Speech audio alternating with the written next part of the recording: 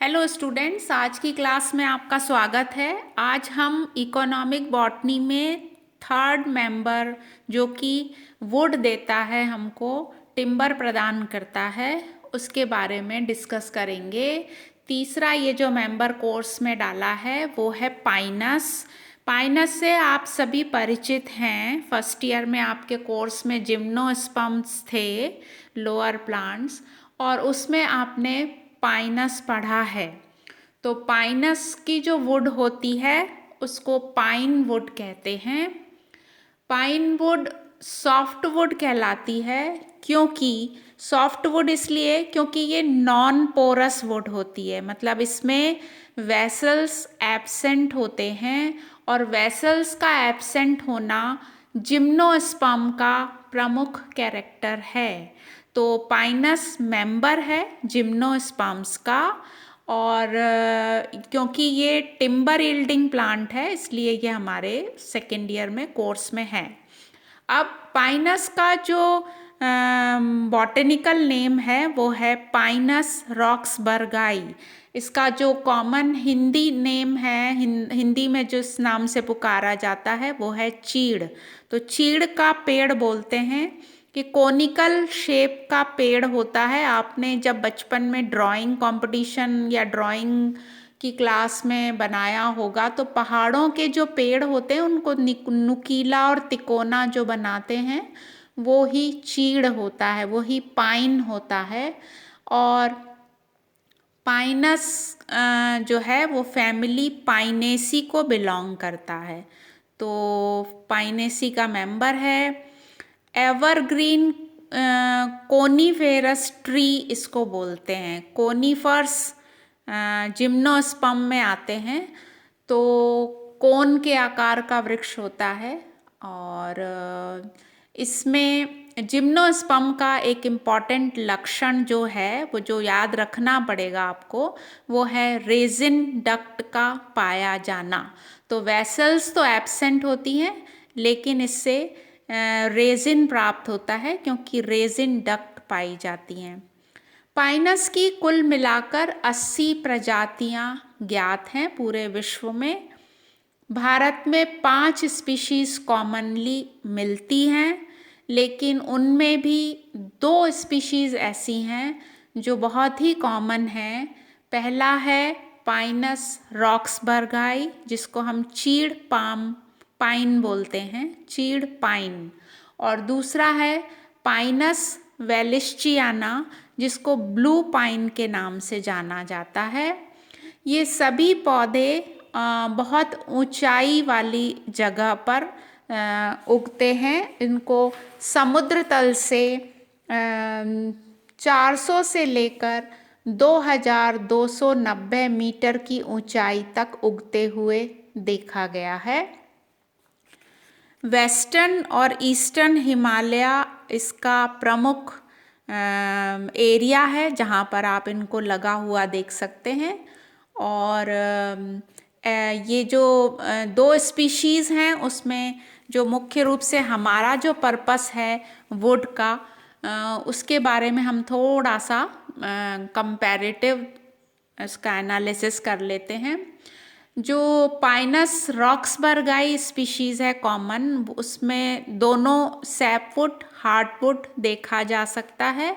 Sapwood जो होता है बाहरी भाग होता है वाइट कलर का होता है, हल्के रंग की लकड़ी होती है, और इसका उपयोग अधिकतर पेपर बनाने में किया जाता है। हार्डवुड जो है वो रेडिश ब्राउन है, जो कि लकड़ी जो मतलब फर्नीचर बनाने के लिए या हार्ड होती है, तो मजबूत होती है, तो रेलवे स्लीपर। तो वेलिशियाना की सैपवुड भी वाइट कलर की है, देखिए ब्लू पाइन की, लेकिन हार्डवुड का कलर अलग होता है। तो ये डिफरेंस हो गया, पिंक कलर होता है जबकि इसका चीड़ पाइन का ब्राउन कलर होता है। तो ये दोनों में डिफरेंस हो गया। यूजेस पे अगर नज़र डालें तो भी आपको दोनों में अंतर नज़र आएगा। चीड़ पाइन की लकड़ी बहुत मजबूत होती है, हार्ड होती है। इससे रेलवे स्लीपर बनाए जाते हैं, इससे फर्नीचर बनाए जाते हैं। इसके सीधा सीधा स्टेम इलेक्ट्रिकल ट्रांसमिशन के लिए जो खम्भे होते हैं, पोल्स, उसकी तरह यूज़ किया जाता है पहाड़ों पर।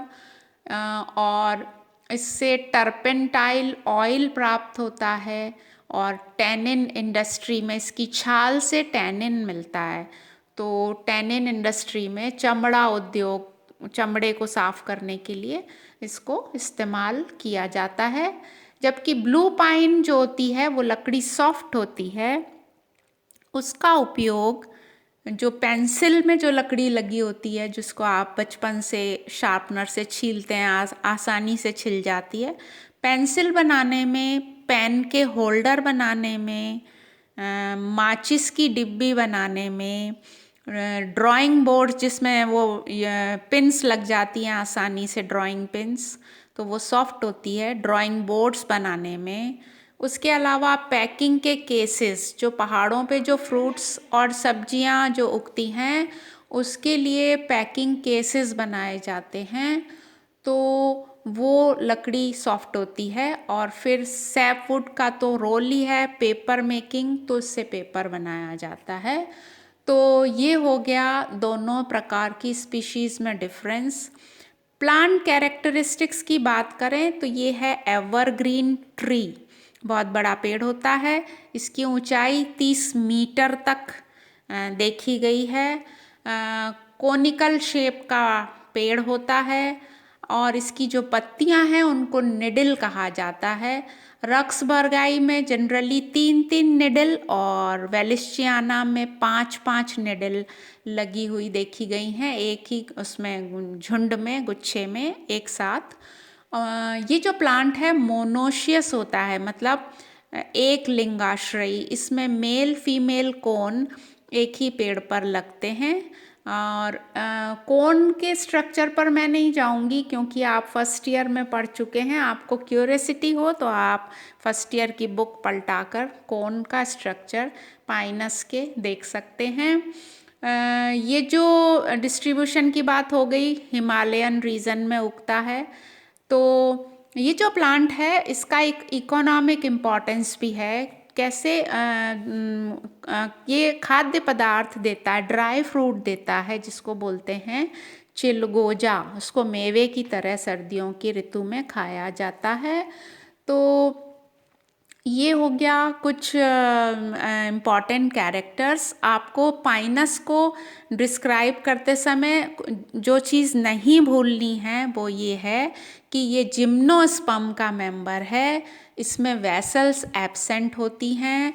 लकड़ी जो है नॉन पोरस वुड कहलाती है, हमेशा याद रखें, non porous wood. Non porous wood मतलब सॉफ्ट वुड, मतलब वेसल्स नहीं होती हैं। और इसमें रेजिन डक्ट पाई जाती हैं। रेजिन क्या है? रेजिन होता है oxidation product of essential oil, है ना। तो एसेंशियल ऑयल जो होते हैं, तेल जो होते हैं, उसके ऑक्सीडेशन से रेजिन बनता है। रेजिन होता है अघुलनशील पानी में। ये एमॉर्फस होता है, एमॉर्फस और ट्रांसपेरेंट, दिखने में ट्रांसपेरेंट होता है। इसका बायोलॉजिकल सिग्निफिकेंस है कि ये क्या करता है, इसमें एंटीसेप्टिक क्वालिटीज़ पाई जाती हैं। तो ये एंटीसेप्टिक होता है तो लकड़ी का जो डिके है वो रोक देता है ये एंटीसेप्टिक।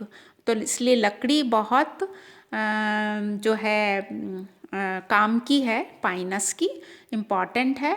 और ये जो टर्पेंटाइल ऑयल है ना, उसका इंडस्ट्रियल यूज़ है किसमें? सोप बनाने में, मेडिसिन बनाने में, प्लास्टिक बनाने में, वार्निश बनाने में। तो रेजिन, टैनिन सब कुछ प्रदान करने वाला बहुत इम्पॉर्टेंट नेचर का गिफ्ट पाइनस। इसको अच्छे से तैयार करिए।